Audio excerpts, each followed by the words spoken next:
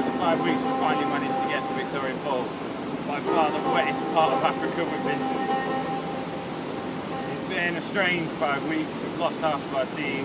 We've been stranded in Zimbabwe now for a week, trying to organise paperwork, but it all seems kind of worth it.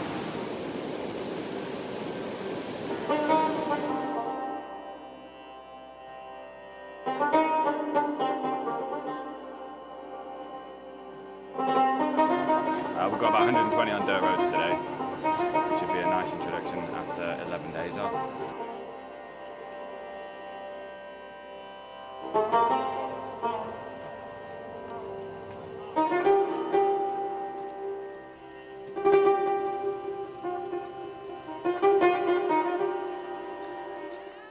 Hello.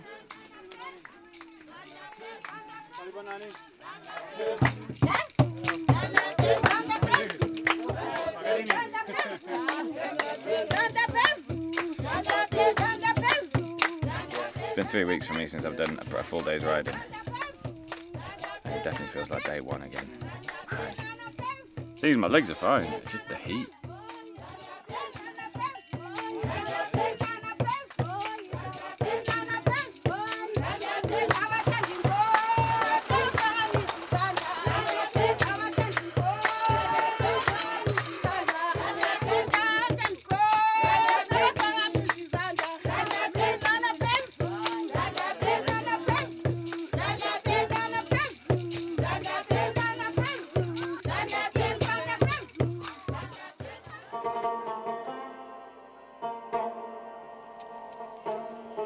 What are we doing today?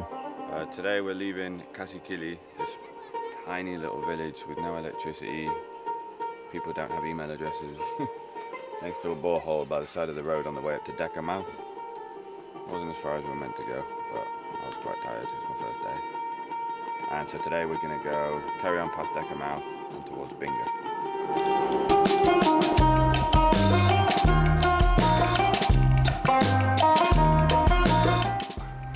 To me, it feels like the hottest it's been on the trip so far. And everyone did say Zimbabwe, Botswana were the hottest places.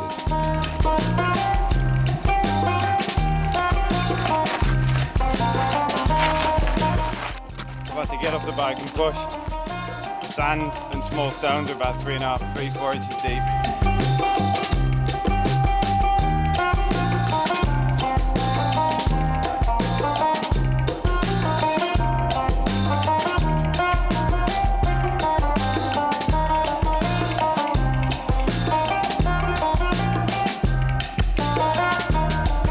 Everybody said Zimbabwe was a dangerous place, a risky place. Complete opposite has been true. I've got a couple of Zimbabwean friends back in Sheffield, and they've always urged me to go and stay and visit. To get down to Zimbabwe, but we 100% had to go through Zimbabwe on this trip. Such an amazing opportunity.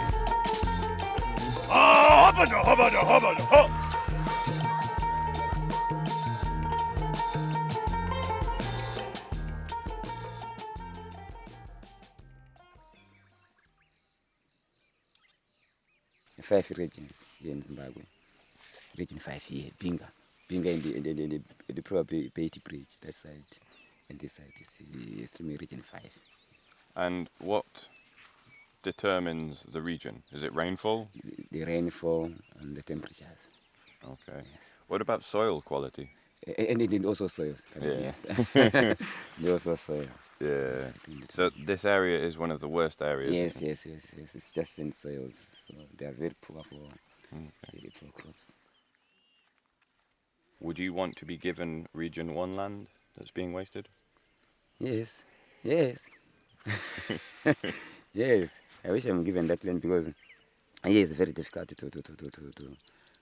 follow the rainfall pattern, and it's now changing. Yeah, it used to rain it used to start raining in November, but now it's changing. It's starting December, mid-December. So coping up is very difficult. The seasons are changing. The climate is changing. There's no employment, no food. Everyone is starving.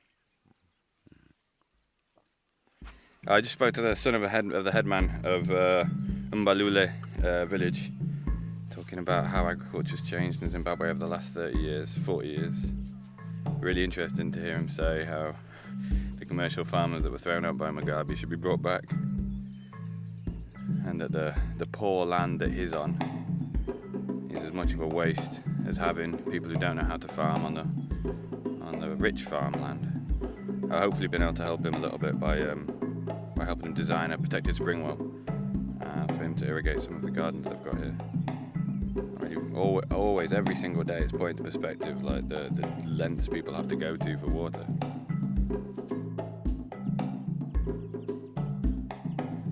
This place is beautiful. So is all of this your maize? Yes. Oh wow.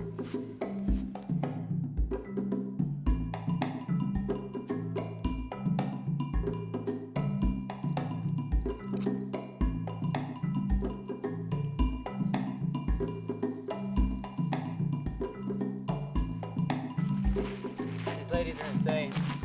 They just carried about 25 litres of water each, 2 kilometres uphill, and they're not wearing shoes. Very strong, very good. Thank you very much. Thank you. We've been using about 50 litres of water a day, minimum, for 4 people. It's amazing how just a little bit of clean water can change your day. Alright. Sun's too thick to ride in, and the tsetse flies get you when you stop.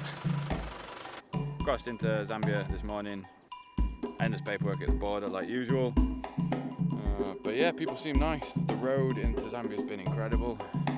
It's amazingly hilly and green. About 150k to go to Lusaka, so I should be there tomorrow afternoon. Been feeling sick all day, so I had to have a bit of food and then get on the bike. Seemed alright for the first few k, but then vomited a couple of times, and now I'm on a big hill, making it a little bit harder.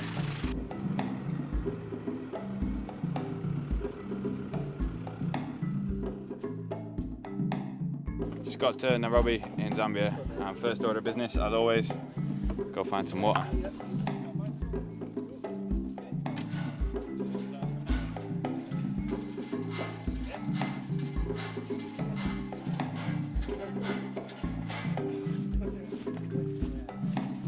It's a lot harder than it looks. I can't believe the people actually carry that long distances. Carried it about 250 metres across the road, following an 11-year-old girl doing the same.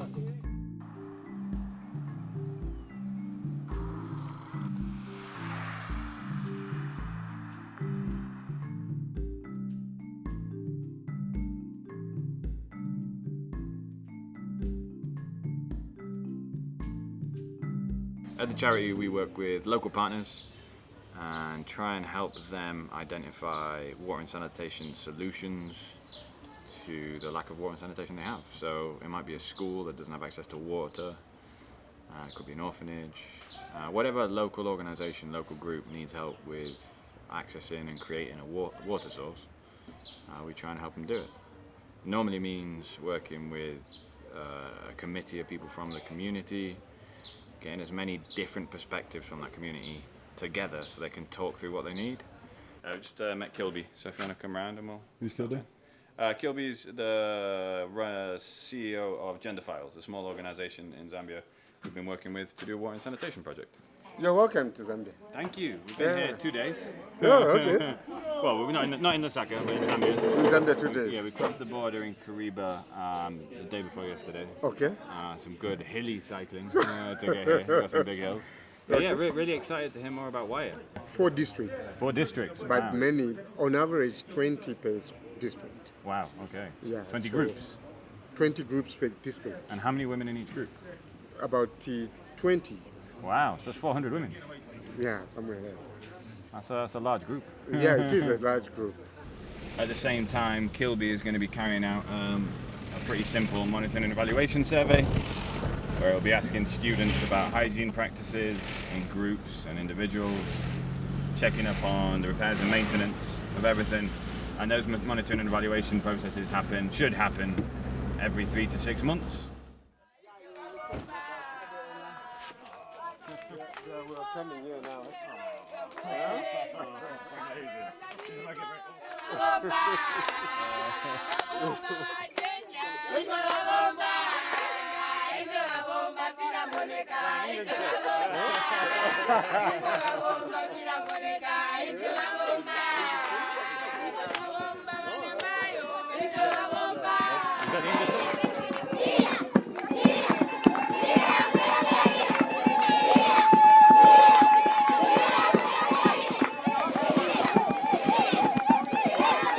Shani! I just wanted to say thank you, that's amazing. I have never seen dancing like that before. And just a little present to say thank you. Thank you. And if any of the kids play football as well, if anyone wants to play football. I love that. And as always, we seem to bring the rain. You can go to the office. Oh, awesome.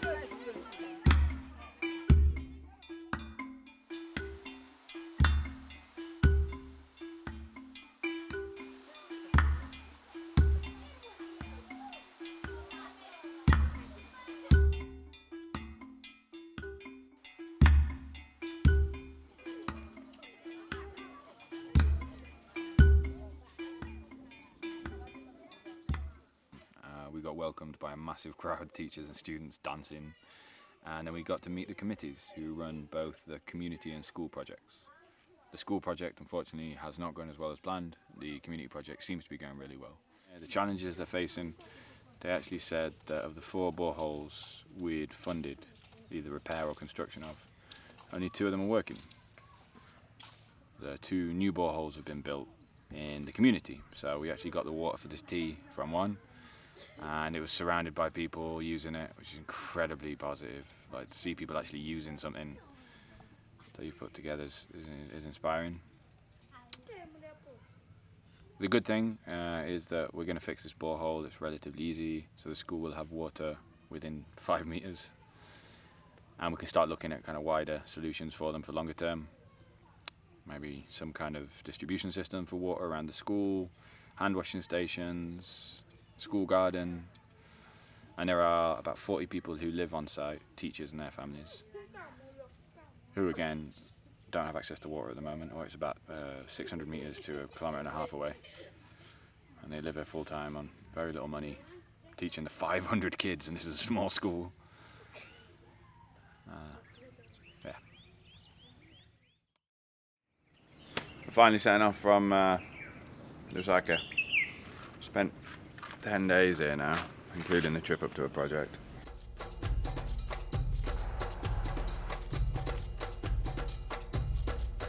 Woo! Look at the bay! It's amazing!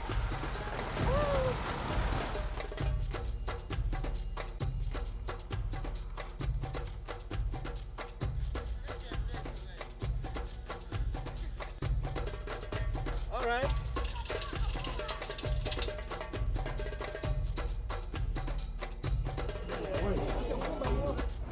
I'm saying fine fish first. We're at Langwe, a small village in Zambia between the capital Lusaka and the Malawian border. In the middle of the wet season, where it rains 3-4 hours a day, heavy rain, we've arrived at Langwe River. And as you can see, I'm walking through hundreds of meters where the river should be. Individual households, families are fighting these global problems by themselves, but there seems to be, from a quick glance, very little community cohesion towards solving it as either a village, a town, a province or a nation, let alone the regional problems that are the true problems affecting the area.